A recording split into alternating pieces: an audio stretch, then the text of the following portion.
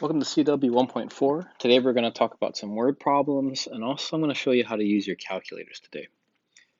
So let's first go through the question. A projectile is fired from a cliff 500 feet above the water. So here's our picture. You can see that here's 500 feet above the water. At an inclination of 45 degrees to the horizontal. It's 45 degrees. So for those of you in physics, it's kind of like a physics question. And the velocity is 400 feet per second. In physics, it is established that the height of the projectile is modeled by this equation. Okay, so in algebra, they'll give you the equation. In physics, you often have to derive these, but in algebra, we just kind of hand you these equations and we just work with them. So I'll put a box around that. This is important. X is the horizontal distance of the projectile from the base of the cliff. Okay, so I'll highlight that. And it says find the maximum height of the projectile. So hopefully at this point, we've trained you to think anytime you see this word maximum, we gotta find the vertex.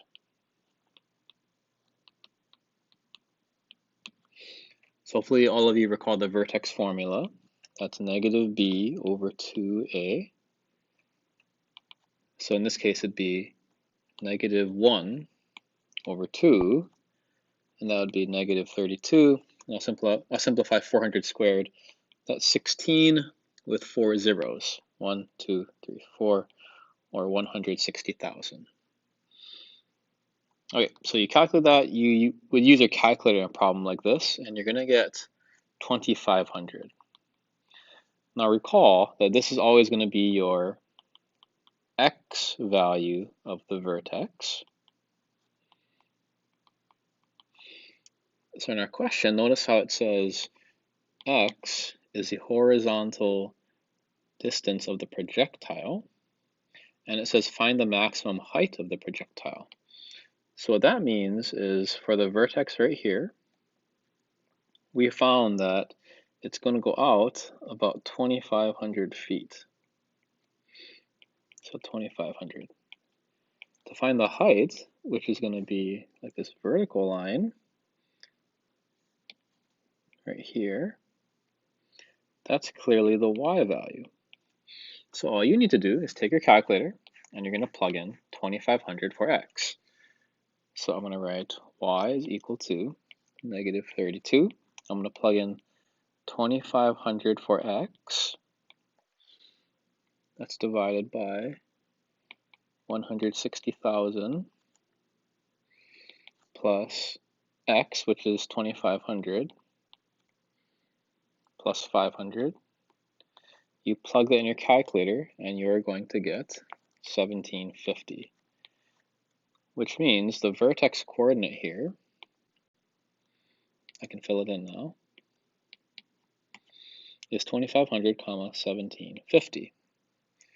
And this would be the max height. So 1,750 feet equals the max height of your projectile. There's part A. Part B, how far from the base of the cliff will the projectile strike the water? So that's wondering about this part. Essentially, it's saying, what's your x-intercept? So it's a very common physics question you're going to do, and in algebra we do it as well. All we're going to do is take this equation right here. I'm just going to grab it for us.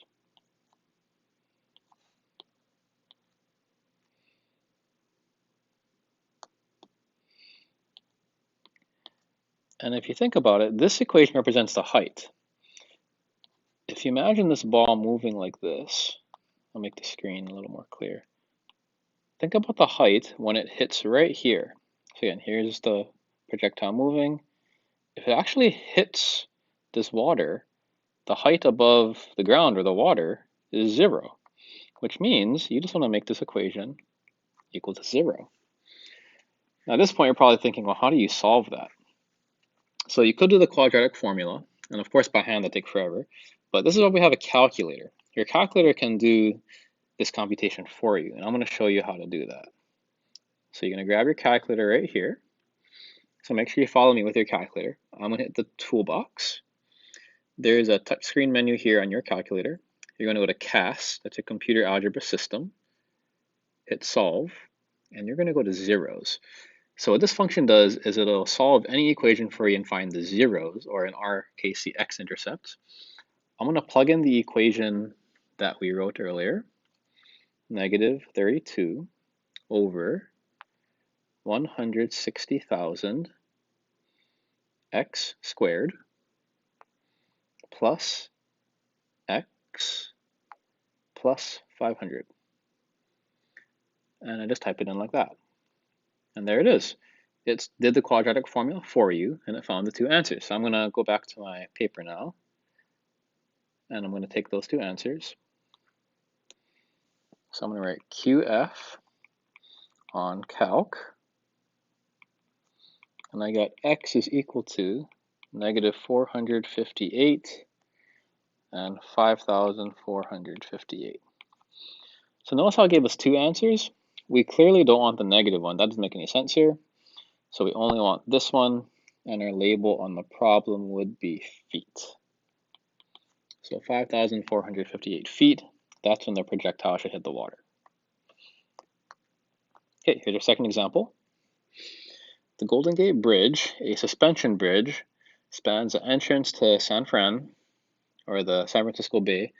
So in a question like this, let's just eliminate what's not important. So it says the towers are 746 feet tall, so that's important. They're 4,200 feet apart. Okay, that's definitely important. The bridge is suspended from two huge cables more than 3 feet in diameter. Okay, so the diameter of the cables, that's insignificant, so we don't need that. The 90-foot roadway, okay, we don't really care about the roadway, so I'll get rid of that. It's 220 feet above the water. Okay, that's definitely important. The cables are parabolic in shape. Okay, that just tells us it's a parabola we're dealing with. And they touch the road surface at the center of the bridge. Okay, so at that point, here's what we're going to do. We're going to sketch an XY axis, and we're going to make a parabola like that. And essentially, this is what the situation is. Because it says the cables are parabolic, so here's my cable. It touches the road surface at the center of the bridge, so here's the cable touching the road. And then let's fill everything in. The towers are 746 feet tall. So let's draw our towers here. There's our tower. What's tricky about this is we have water down here. So I'm just going to draw water. So we're assuming the height is from the water.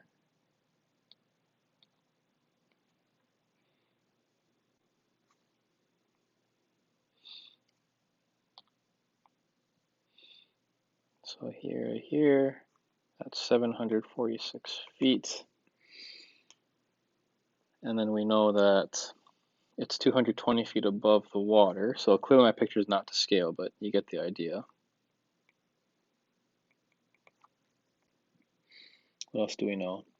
They're 4,200 feet apart. Okay, so if they're 4,200 feet apart, that means we're going to go 2,100 in each direction here.